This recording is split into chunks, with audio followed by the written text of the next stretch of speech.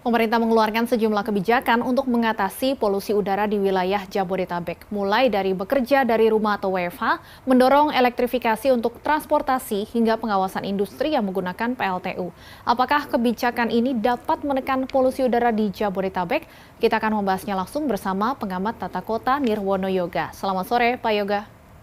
Selamat sore, Mbak. Apa kabar? Sehat semuanya? Sehat, Pak Yoga, apa kabar? Ya, Baik. alhamdulillah sehat, Mbak. Alhamdulillah. Pak Yoga, Semangat. ini Ya, salah satu kebijakan ya, yang sudah besok akan diterapkan adalah WFH, ya, walaupun masih untuk ASN DKI Jakarta saja. Apakah kebijakan WFH ini ya. menurut Anda akan efektif untuk menekan polusi udara di Jakarta?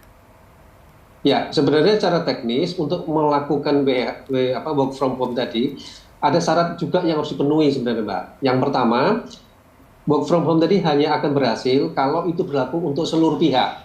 Artinya di sini saya melihat baru pihak ASN ya, itu pun juga baru dalam konteks yang bekerja di DKI Jakarta. Artinya kementerian juga di DKI Jakarta.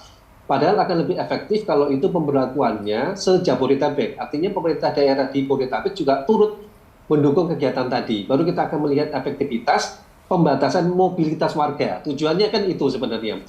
Dan ini akan lebih efektif lagi kalau itu juga melibatkan pihak swasta. Kecuali tentu adalah hal-hal yang terkait dengan pelayanan publik seperti rumah sakit misalnya, petugas SPBU, transportasi massal misalnya. Jadi untuk hal-hal yang masih bisa dikerjakan dari work from home, tentu ini akan efektif kalau itu dilakukan se-Jabodetabek, melibatkan seluruh pihak, tidak hanya ASN tapi juga swasta. Dan dalam konteks kita akan melihat dalam waktu seminggu bahkan sebulan ke depan perubahannya. Itu satu. Nah, kedua, Mbak, harus juga diimbangi ya. Jadi kalau work from home aja jelas tidak akan berdampak, tapi juga perlu didukung oleh pembatasan pergerakan kendaraan pribadi ya, karena sektor polusi itu ada di sektor transportasi, khususnya penggunaan kendaraan pribadi, dalam hal ini mobil dan motor. Nah, dua hal ini yang harusnya dilekatkan untuk pengurangan polusi udara jangka pendek ya. Kita bicara jangka pendek artinya dalam waktu mingguan atau bulanan baru bisa melihat hasil aktivitas pengurangan polusi udara tadi. Kira-kira itu, Mbak. Nah, kalau dari segi transportasi, apakah kebijakan 4-in-1 yang diwacanakan ini menurut Anda bisa efektif? Berkaca dari dulu sebenarnya Jakarta sudah pernah menerapkan 3-in-1. Ya, kalau secara teknis, kalau kita belajar dari pengalaman di era sebelumnya, ya, ada 3-in-1, bisa dikatakan kebijakan 4-in-1 tidak akan berhasil banyak. Ya. Karena apa? Karena membutuhkan pertama tentu sosialisasi, kemudian kesulitan penerangan di lapangan juga ya, untuk memeriksa satu mobil dengan 4 penumpang tidak mudah ya, apalagi kita punya pengalaman 3-in-1 tadi bisa dikatakan tidak berhasil.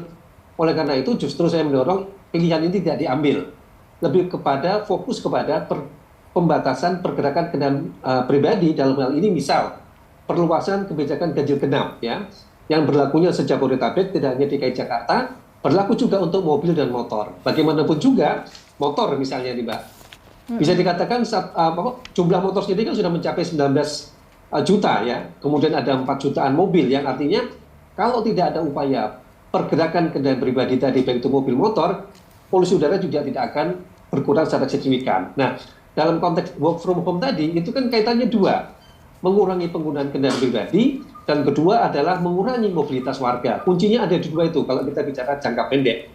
Sementara kalau jangka panjang tadi, peralihan ke transportasi publik, iya, tapi itu butuh waktu ya. Terus kemudian peralihan transformasi hijau pembangkit listrik, misalnya dari batu bara ke energi baru terbarukan, iya, tapi itu butuh waktu juga.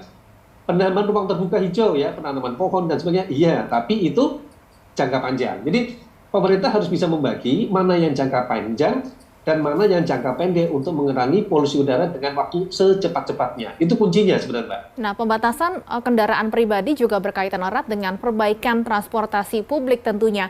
Anda melihatnya Iya. saat ini sudah ada kemajuan dengan adanya MRT dan LRT ini, apakah bisa efektif untuk mengurangi pengguna kendaraan pribadi atau justru hanya akan memindahkan sesama pengguna transportasi publik? Artinya yang pengguna kendaraan Ya. pribadinya masih enggan untuk beralih, Pak Yoga. Sama saja artinya. Ya betul, Mbak. Ini data juga mengkhawatirkan. Data mengkhawatirkan begini, Mbak. Dari sektor transportasi yang polusi udara ya, ternyata pengguna transportasi publik kita per Juni 2023 lalu ya, itu disebutkan dari Dishub hanya sekitar 10%, Mbak. Jadi penggunaan MRT, kemudian sudah ada bis Sedikit Transjakarta, sekali ya. dan sangat sedikit 10% itu kan, sementara kita bandingkan umpamanya Singapura, Tokyo gitu ya, itu kan sudah 80-90% warganya menggunakan transportasi publik. Artinya apa? Artinya 90% warga Jabodetabek masih menggunakan kendaraan pribadi. dengan komposisi tadi 19 jutanya motor, 4 jutanya mobil. Artinya lagi, kalau kita ingin mengurangi polusi dengan waktu singkat, ya tentu adalah tadi pembatasan kendaraan pribadi dan pengurangan mobilitas. Itu jangka pendek. Tanpa itu sulit untuk menekan polusi udara dalam waktu secepatnya, Mbak. Kalau untuk jangka panjangnya, Pak Yoga, karena disebutkan bahwa PLTU dan industri lain juga menyumbang polusi, bukan hanya dari transportasi Betul. saja. Sudah cukupkah dengan pengawasan PLTU dan industri lainnya? Tentu belum, bahkan kurang ya menurut saya. Artinya, pemerintah harus punya roadmap yang tegas. Misal, dari 10 pembangkit listrik yang masih menggunakan batu bara, bisa nggak dalam waktu setiap tahun, taruhlah dalam waktu 5 tahun, 10 PLTU tadi sudah beralih ke energi baru terbarukan, entah itu menggunakan surya, angin misalnya, atau kemudian hidro, silakan, tetapi 10 PLTU tadi, pembangkit listriknya, dalam 5 tahun sudah tidak ada lagi yang menggunakan batu bara, gitu ya. Jadi targetnya jelas. Kedua, perusahaan, ada sekitar 110 perusahaan yang dalam tanda petik masih dianggap belum ramah lingkungan. Se-Jabodetabek dikasih pilihan, dalam waktu 5-10 tahun ke depan, seluruh pabrik yang tidak ramah lingkungan, umpamanya ditutup atau dipindah. Ketegasan ini perlu untuk memutus mata rantai polusi udara dalam jangka luas, ya. Kalau tadi saya katakan bahwa pembangunan transportasi publik, pembangkitan listrik, dan juga penutupan pabrik-pabrik pencemar lingkungan tadi, tentu jangka panjang, tidak mungkin dalam waktu 1-2 tahun misalnya. Tetapi kalau kita punya target tepat, 5-10 tahun ke depan semuanya selesai, berarti kita bisa fokus tadi, pembatasan kendaraan pribadi, kemudian pergerakan mobilitas warga. Jadi intinya di sini pemerintah harus menjelaskan mana yang akan dicapai dalam waktu singkat, jangka pendeknya, dan mana yang perlu waktu dalam jangka panjang, sehingga masyarakat bisa menilai seberapa efektif kebijakan yang akan dilakukan. Misalnya ini Mbak, mulai besok Senin kan sudah mulai ada penerapan work from home.